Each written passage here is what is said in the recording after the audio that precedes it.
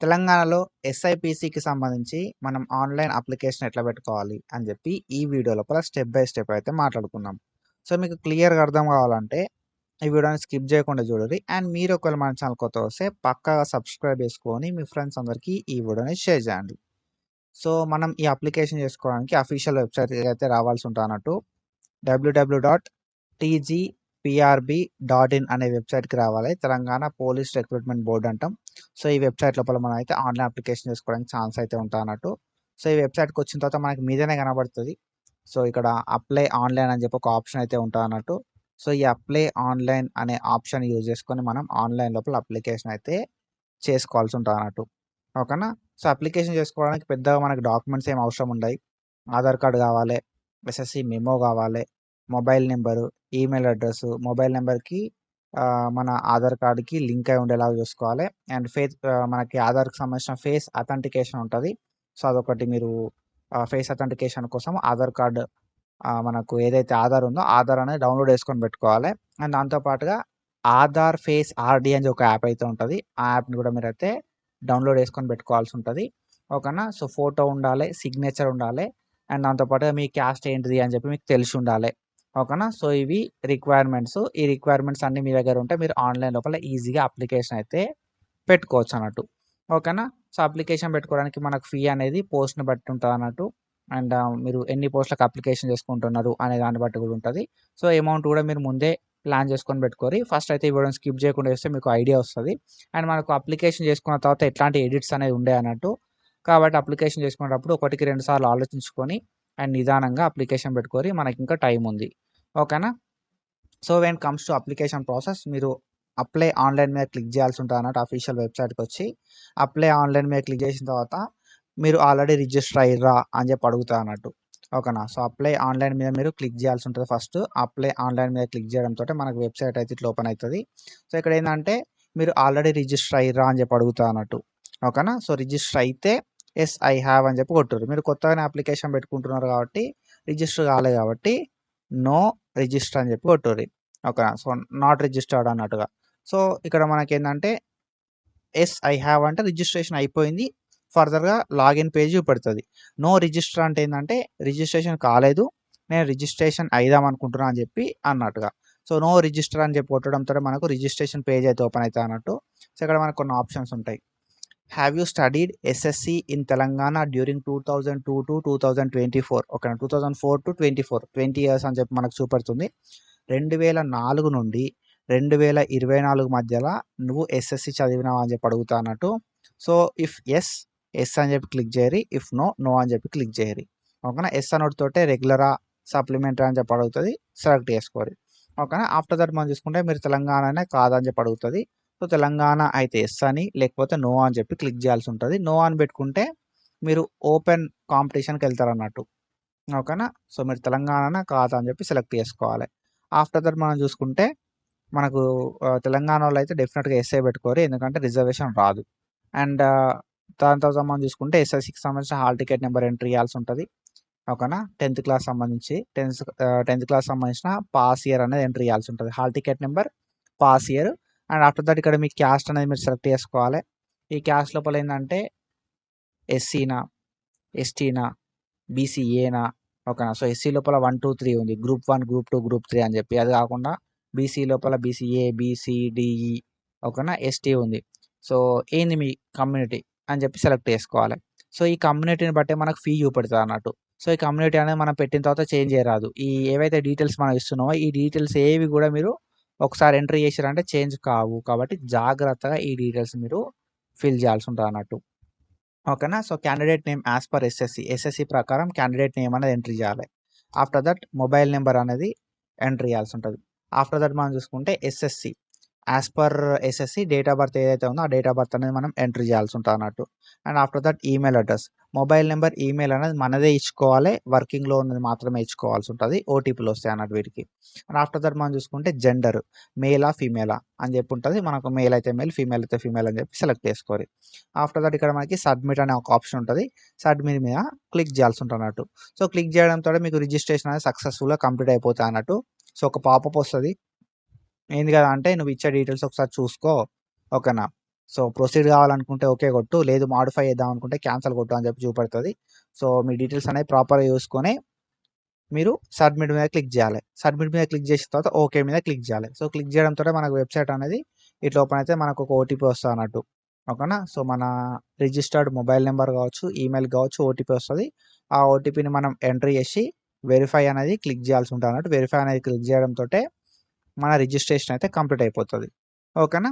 So registration అనేది complete అయిన తర్వాత మనం ఏం చేయాల్సి ఉంటుంది అంటే లాగిన్ కావాలి. సో లాగిన్కి మరి లాగిన్ డీటెయిల్స్ ఏంది అంటే మీ మొబైల్ నెంబరే మీ యూజర్ నేమ్. ఓకేనా. మీ మొబైల్ నెంబర్ అనేది మీ యూజర్ నేమ్. మీ డేట్ ఆఫ్ బర్త్ వితౌట్ ఈ స్లాషెస్ ఉంటాయి కదా, ఈ స్లాషెస్ లేకుండా ఏదైతే డేట్ ఆఫ్ బర్త్ ఉంటుందో ఆ డేట్ ఆఫ్ బర్త్ అనేది మీ పాస్వర్డ్ అన్నట్టు.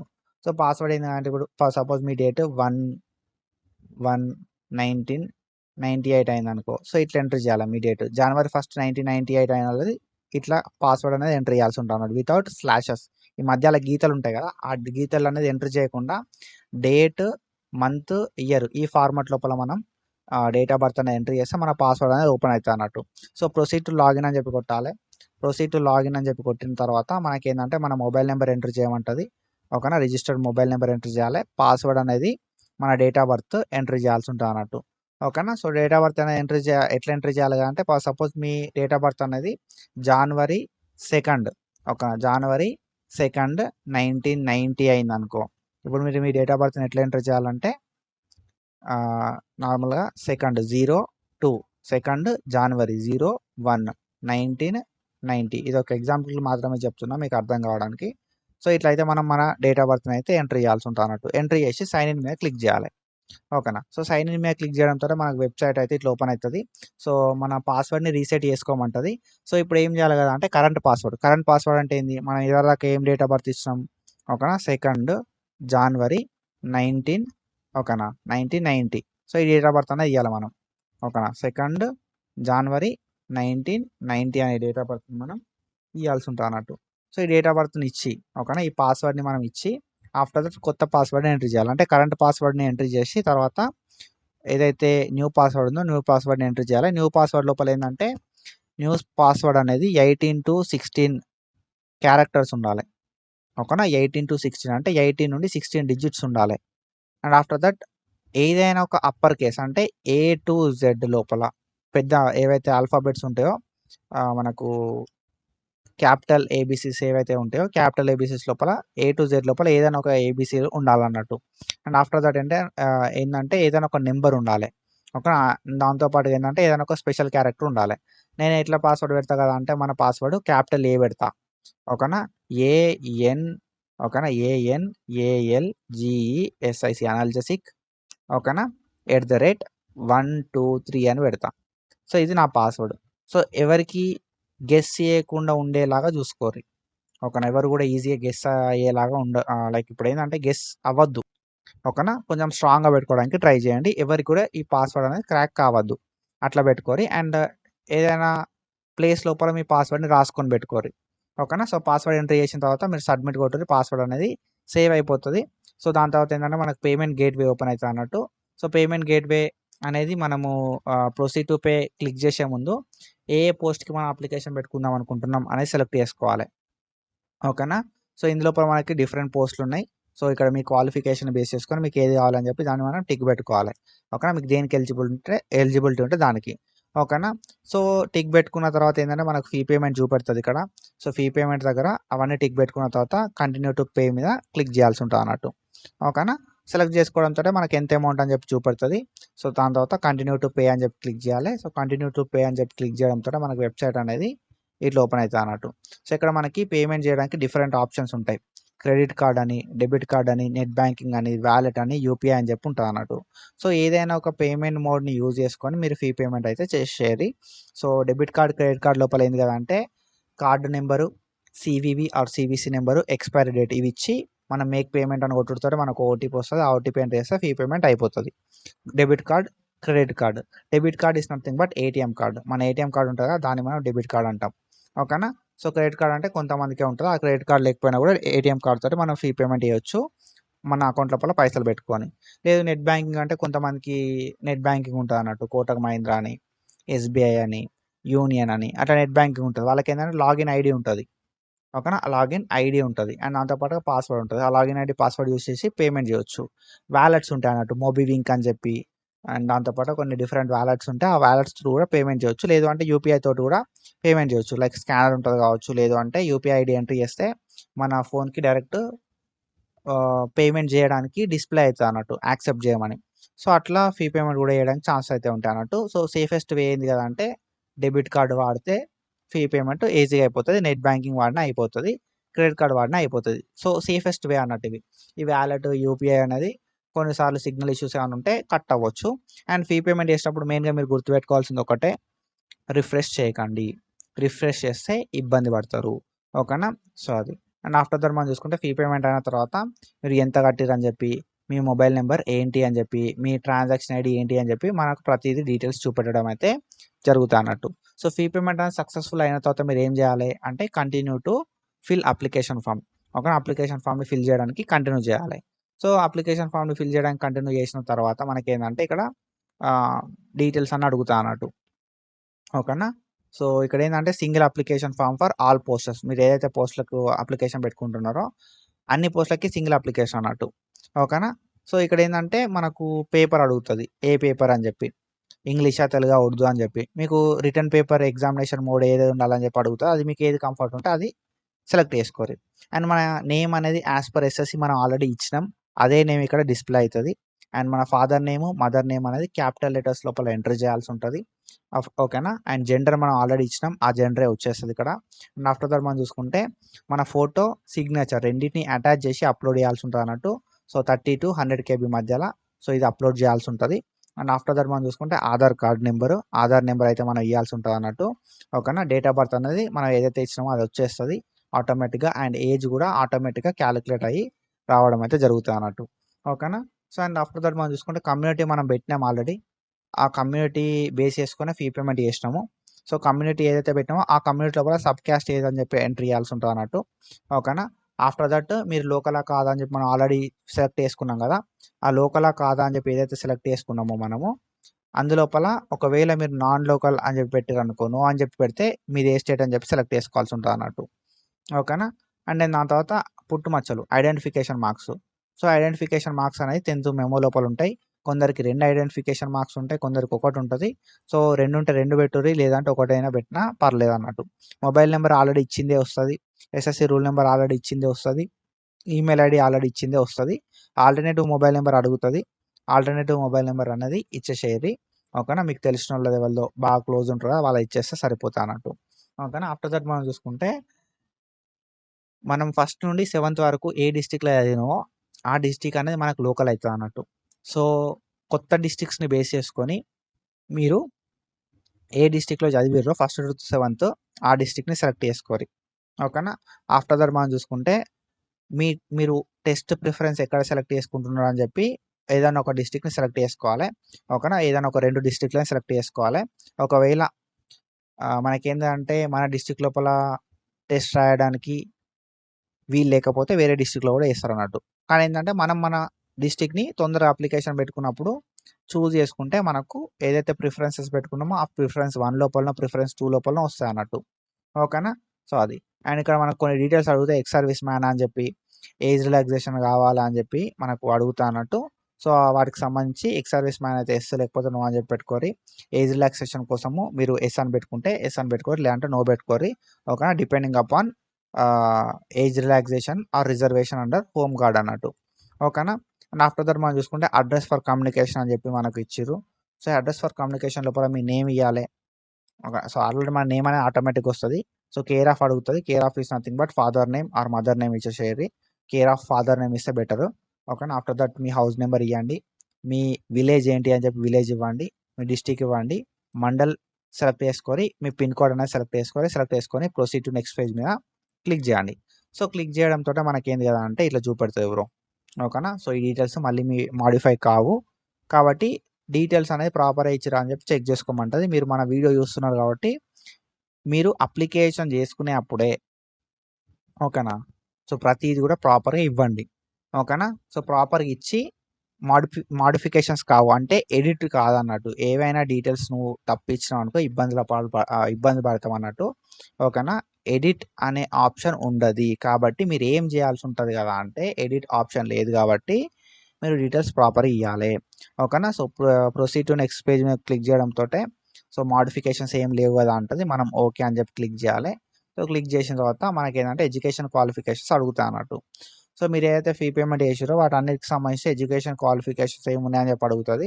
సో, ఆ ఎడ్యుకేషన్ క్వాలిఫికేషన్స్ మనం సెలెక్ట్ చేసుకోవాల్సి ఉంటదన్నట్టు. ఓకేనా?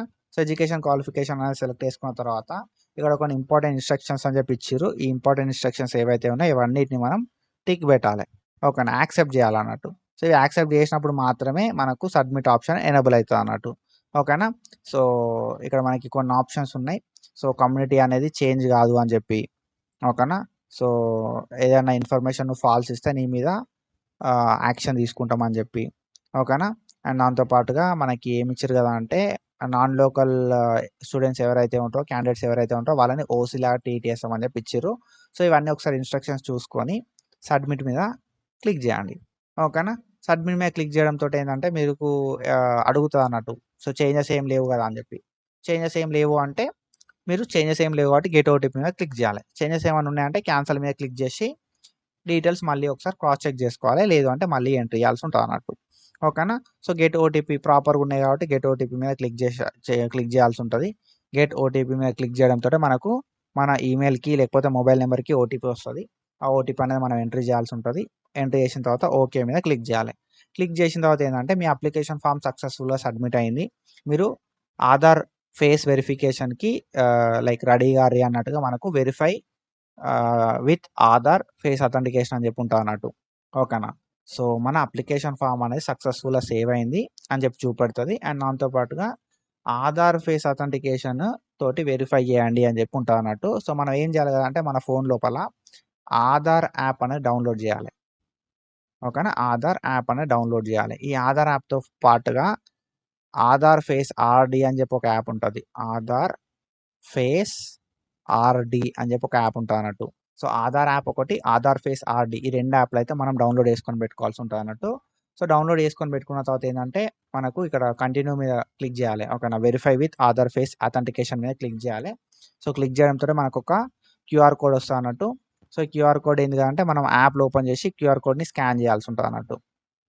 ఓకేనా? క్యూఆర్ కోడ్‌ని స్కాన్ చేయడంతోటి ఏంది అంటే మనకిక్కడ ఆధార్ యాప్ ఓపెన్ చేయడంతోటి ఇట్లుంటది. సో, దీని మీద క్లిక్ చేసి క్యూఆర్ కోడ్‌ని మనం స్కాన్ చేయాలి. స్కాన్ చేసిన తర్వాత ఏందంటే మన ఆధార్ డీటెయిల్స్ అనేవి సక్సెస్‌ఫుల్‌గా షేర్ అయినాయి అని చెప్పి ఉంటదన్నట్టు. ఓకేనా? షేర్ యువర్ ఆధార్ డీటెయిల్స్ అని ఉంటది. షేర్ యువర్ ఆధార్ డీటెయిల్స్ మీద క్లిక్ చేయడంతోటే like share your Aadhaar details అని ఉంటది. కంటిన్యూ మీద క్లిక్ చేయడంతోటి ఏమైతదంటే మనకు కంటిన్యూ అయితదన్నట్టు. సో, సింపుల్‌గా చెప్పాలంటే ఏదైతే ఈ స్కానర్ ఉందో ఓకేనా?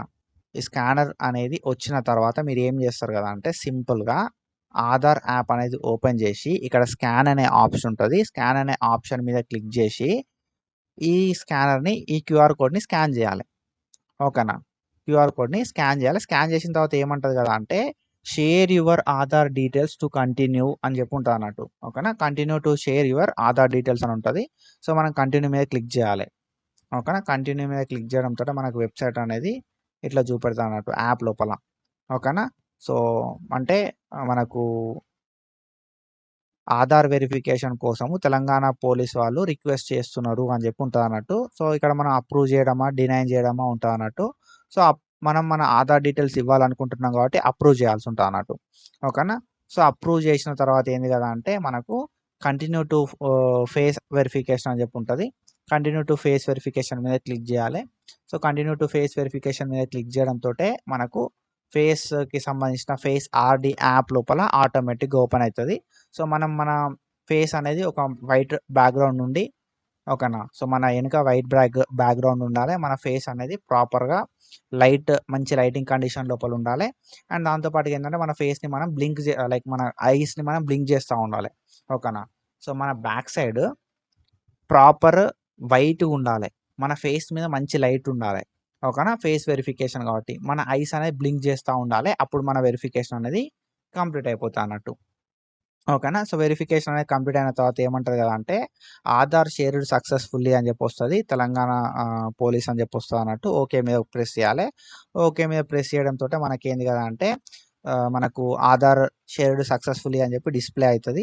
డిస్‌ప్లే అయ్యి మనకేందంటే అప్లికేషన్ ఫార్మ్ అనేది డౌన్‌లోడ్ చేసుకోవడానికి చూపెట్టడం అయితే జరుగుతదన్నట్టు.